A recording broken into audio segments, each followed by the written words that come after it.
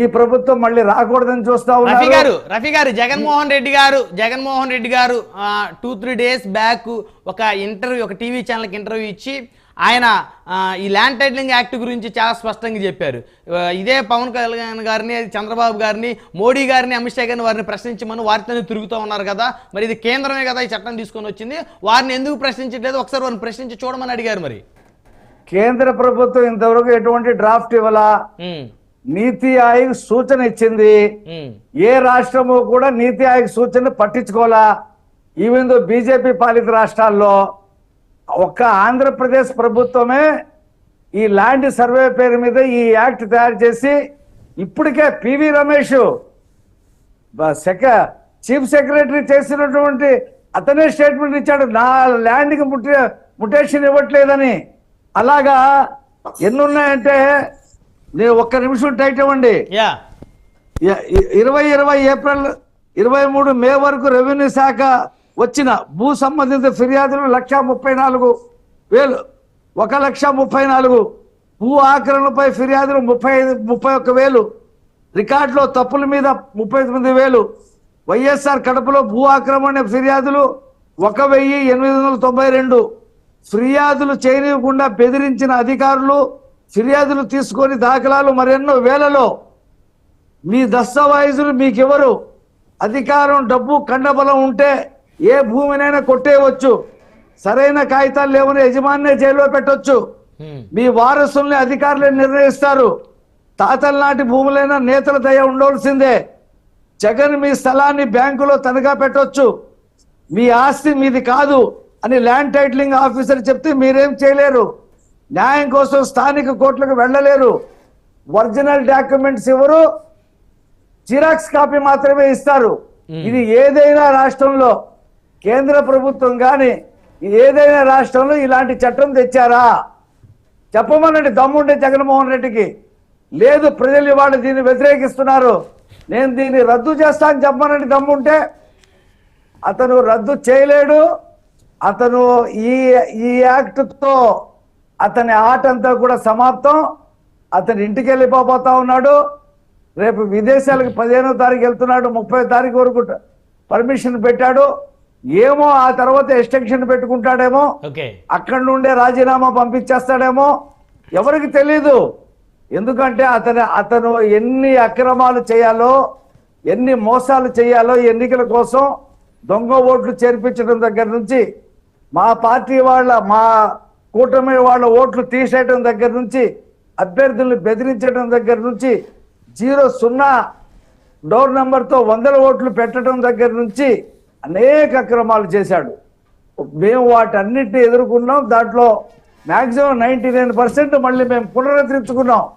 ఇక ఇప్పటికి మిగిలింది ఏంటంటే, నిన్న చూడండి, ఒక ట్రక్కులో 500 రూపాయల నోట్లు ట్రక్కు ఒకటి పట్టుకున్నారు.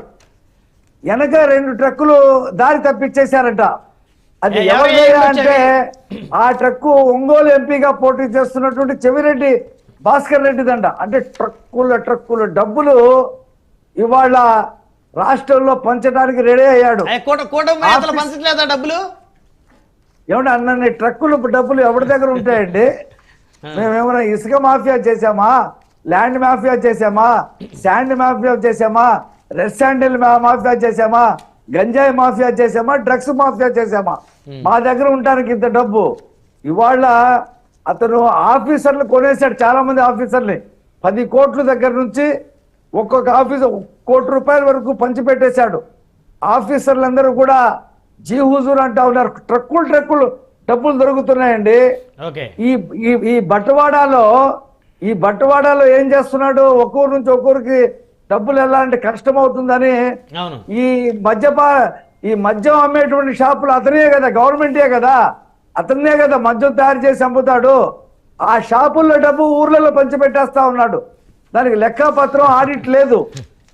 తాడపల్లి ప్యాలెస్కి వెళ్ళే అంతకు ముందు ఇప్పుడు ఎలక్షన్ కోసం ఆరోపణ ఏదైతే ఉందో, ట్రక్కుల డబ్బులు వైఎస్ఆర్ కాంగ్రెస్ పార్టీ తరలిస్తా ఉంది, వైకాపా నేతల డబ్బులు ట్రక్కులు తరలిపోతా ఉన్నాయి అంటే ఓటుకి ఎంత డబ్బులు పెట్టారు కొనాలనేటువంటి ప్రయత్నం చేస్తున్నారు అంటారు మీరు?